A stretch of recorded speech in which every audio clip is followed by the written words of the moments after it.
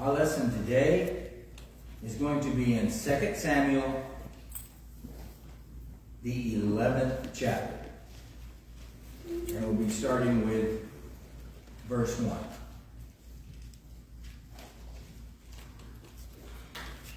And it's about David, a man after God's own heart, a person whose mind and spirit were exemplary.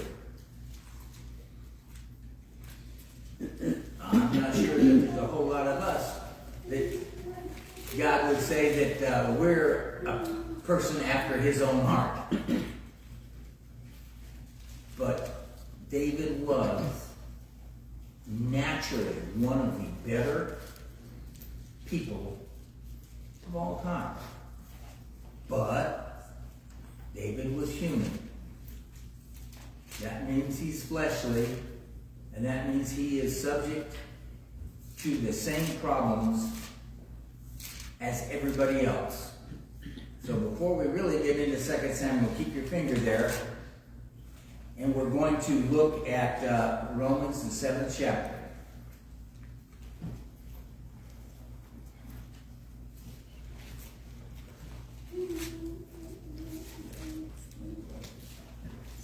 Romans chapter 7.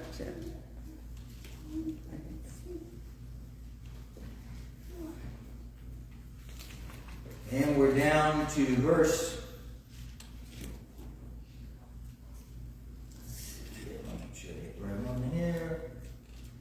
Verse 18. For I know that nothing good dwells in me, that is in my flesh. For I have the desire to do what is right, but not the ability to carry it out. For I do not do the good that I want, but the evil I do not want is what I keep on doing. Now if I do what I do not want, it is no longer I who do it, but sin that dwells in me. So I find it to be a law that when I want to do right, evil lies close at hand. For I delight in the law of God in my inner being, but I see in my members another law waging war against the law of my mind and making me captive to the law of sin that dwells in my members. This is true for me. This is true for you. This was true for David. So even though he was a man after God's own heart, in his own mind, in his own spirit, he loved God and loved doing what God wanted to do. But being a man, he had temptation. So now we're going to start reading with verse 1 of 2 Samuel chapter 11.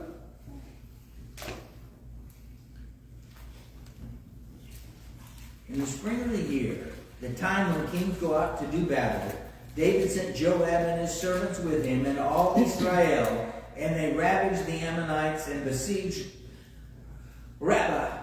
But David remained in Jerusalem. It happened late one afternoon, when David arose from his couch and was walking on the roof of the king's house, that he saw from the roof a woman bathing, and the woman was very beautiful.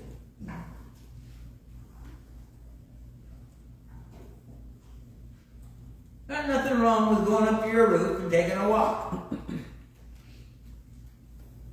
There's nothing wrong in the fact that the king's house was higher than the other buildings.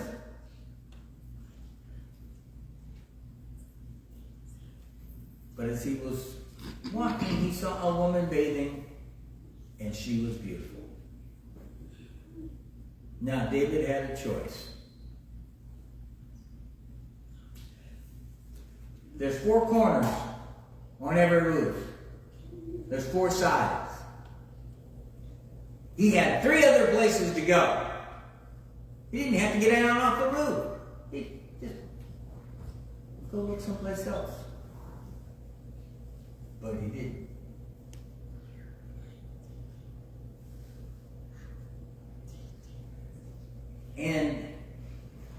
he not only looked, but he looked. Because it says in the next verse, and David sent and inquired about the woman. Now, that's not necessarily bad. He had started down the path of sin because he looked and he stared. But, now remember, this is in the Old Testament times. David could have as many wives as he wanted. So going and inquiring after her is not necessarily a bad thing. It might have been him even trying to get back on the right track and go, well, I really shouldn't have, but we'll find out about her. Maybe I can make her my wife and I can get back on the right track. And one said, is not this Bathsheba, the daughter of Eliam, the wife of Uriah the Hittite? Well, that little step that he took became a big step. Instead of going, oh, okay, she's off limits, his fleshly desires took over.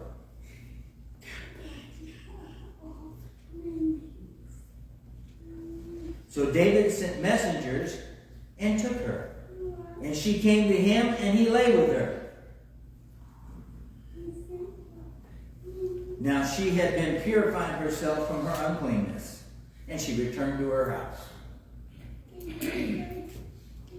I'm not going to say anything about her, because the Bible doesn't say anything about it.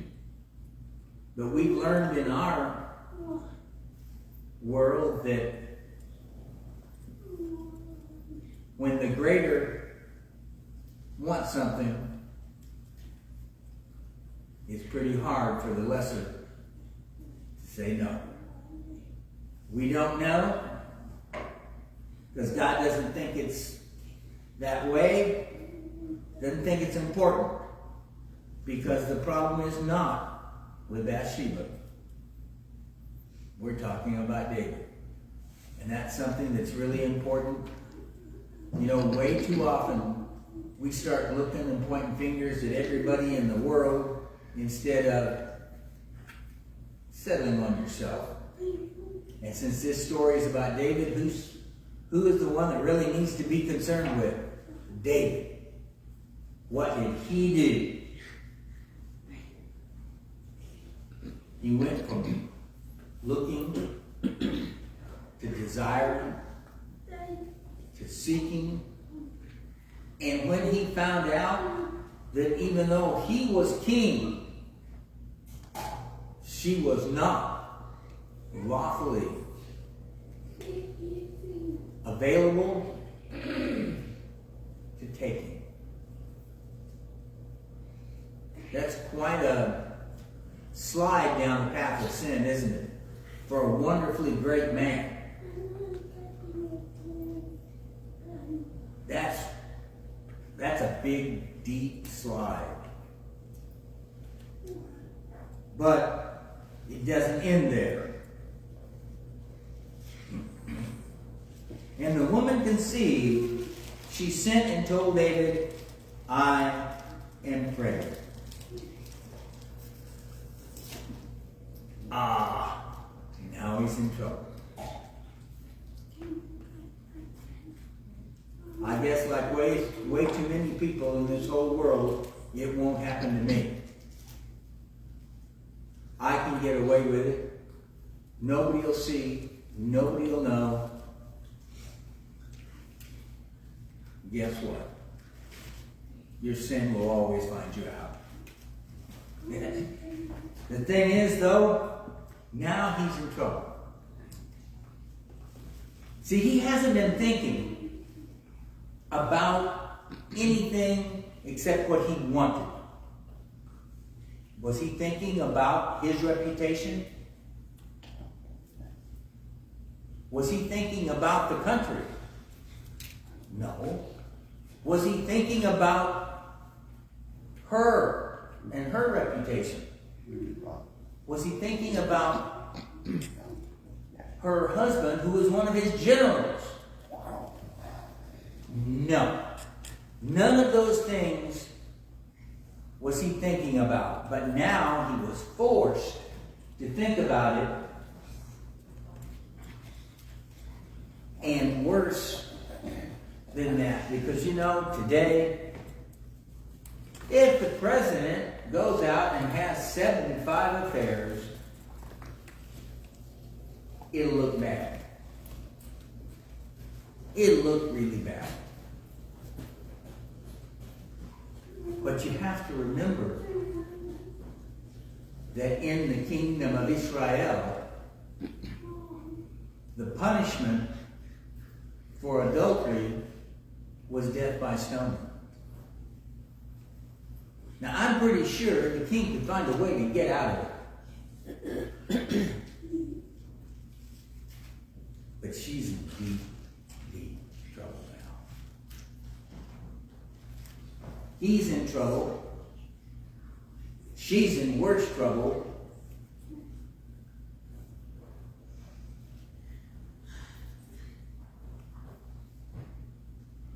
So David comes up with a plan. That's the first thing that happens. When we're caught in sin, we come up with a plan to get out of the consequences. Not to remedy the problem, but to get out of the consequences.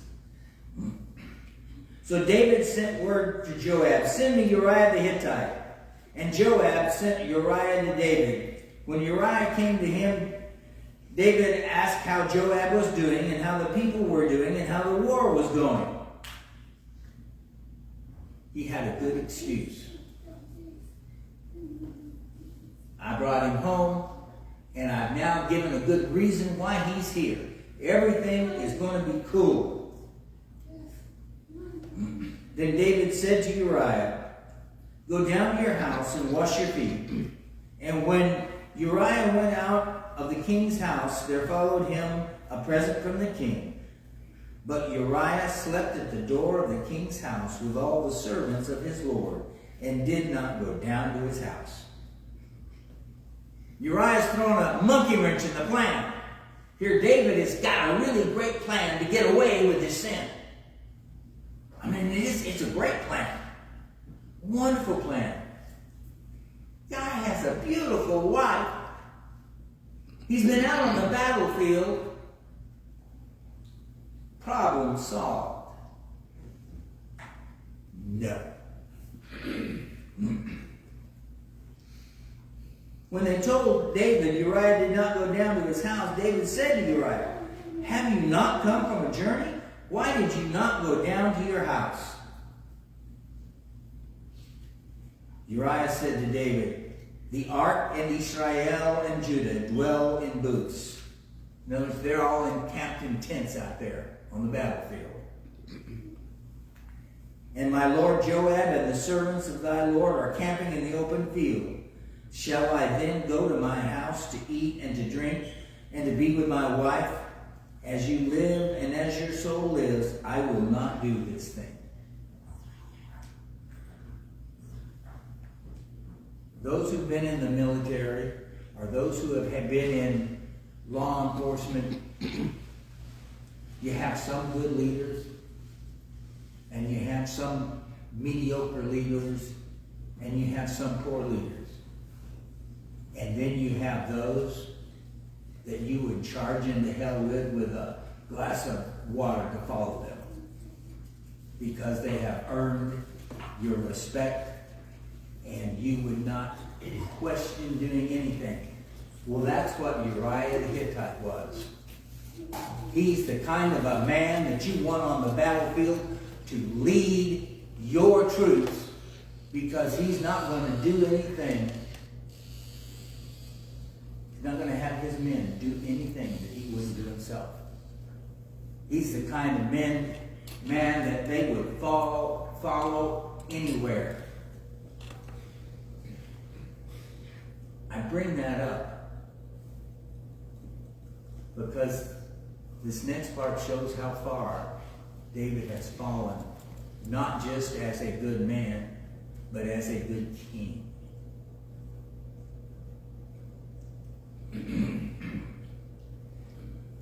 Then David said to Uriah, "Remain here today also, and tomorrow I will send you back." So Uriah remained in Jerusalem that day and the next. David invited him, and he ate in his presence and drank so that he made him drunk. And in the evening he went out to lie on his couch with the servants of his Lord, but he did not go down to his house. In the morning David wrote a letter to Joab and sent it by the hand of Uriah. In the letter he wrote, "Set Uriah in the forefront of the hardest fighting, then draw back from him that he may be struck down and die."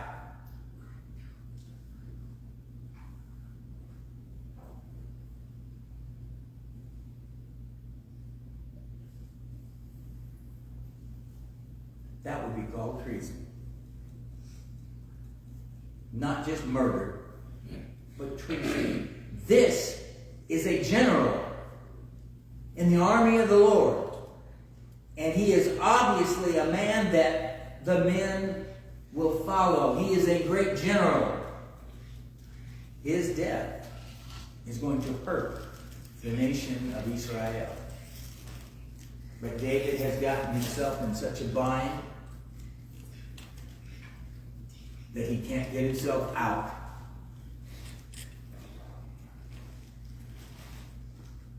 As Joab was besieging the city, he assigned Uriah to the place where he knew there were valiant men.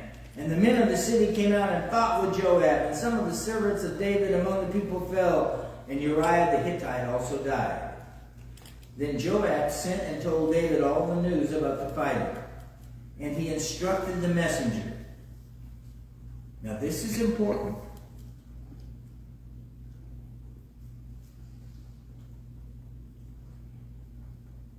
When you have finished telling all the news about the fighting to the king, then if the king's anger arises and he says to you, "Why did you go so near to the city to fight? Did you not know that they would shoot from the wall? Who killed Abimelech, the son of Jerubbaal? Did not a woman cast up a millstone on him from the wall so that he died at Thebez?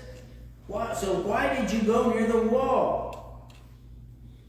Then you shall say, "Your servant Uriah the Hittite is dead also." The battle went badly. Uriah wasn't the only one that died.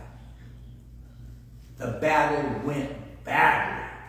So badly that Joab says, "Tell him what happened.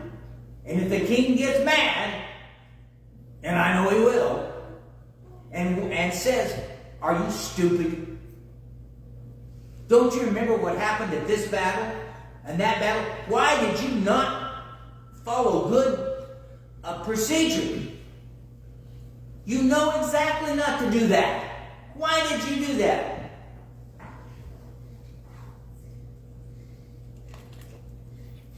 Then you shall say, 'Your servant Uriah the Hittite is dead also.'"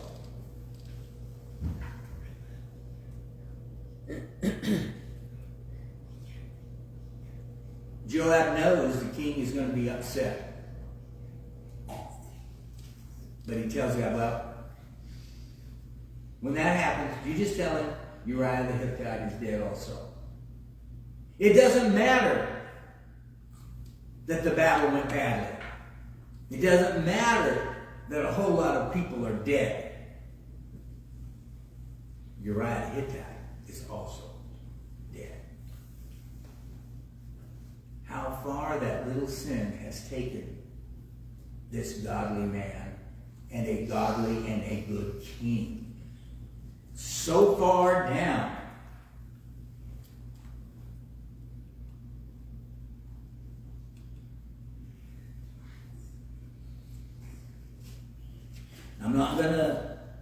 through the entire thing that he said. I'm going to go skip down to verse 25. David said to the messenger, "Thus you shall say to Joab, do not let this matter trouble you, for the sword devours now one and another. Strengthen your attack against the city and overthrow it, and encourage him." When the wife of Uriah heard that Uriah, her husband, was dead, she lamented over her husband. And when the mourning was over, David sent and brought her to his house, and she became his wife, bore him a son. But the thing that David had done displeased the Lord. I'm not going to go into all the things that happened. I'm not going to go into all of that. But I want you to know that there is redemption. But I hate to tell you, but prevention is better than a cure. We don't have to go get a sheep like David did. We don't have to do all those things. If you're not a Christian, all you have to do is just like Paul and call on the name of the Lord in baptism. Once you believe who he is, and you're clean. And if you've done that, all you have to do is ask God. Turn around and ask God, and it's over. It's done.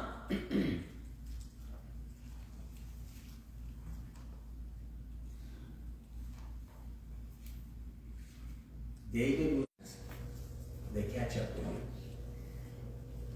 But the spiritual consequences can be taken care of and made like it never happened. But that's not the purpose of this lesson. I think we all know that slope that happens when we take a step into sin. And we know that it's easier to take the next step. And let me read that first verse of this chapter over again. In the spring of the year, the time David sent Joab and his servants with him and all Israel, and they ravaged the Ammonites and besieged Rabbah, but David remained in Jerusalem. It was not a sin to stay in Jerusalem. To be out there. He would never have gotten into any of the trouble that he got into if he had been doing what was right.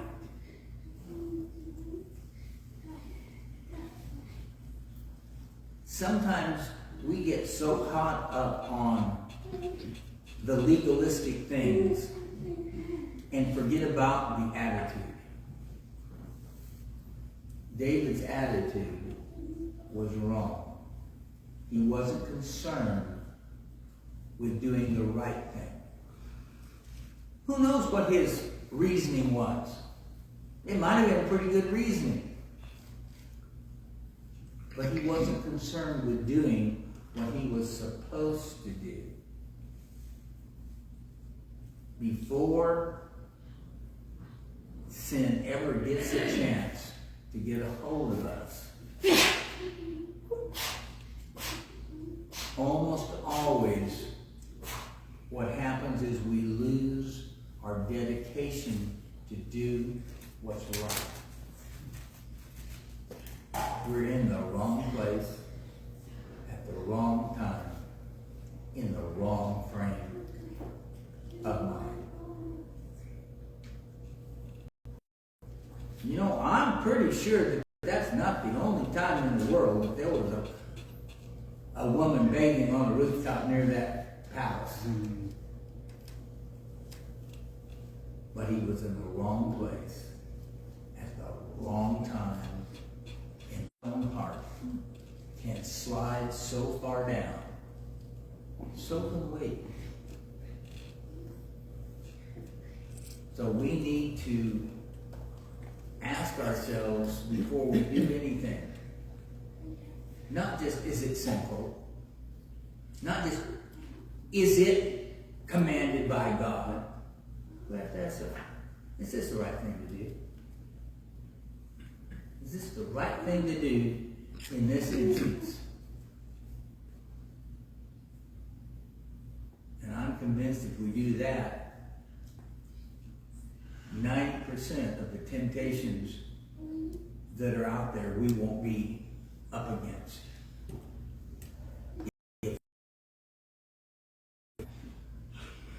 But the fact is just like David, we're human. We mess up. And that's one of the great things about coming to church on Sunday morning. Makes one week. Guess what? There's always this reminder that God is perfect. He wants us to be perfect, but He knows we aren't, and He's willing to forgive us and make us clean. To me, after the communion, that is the is that reminder that you can be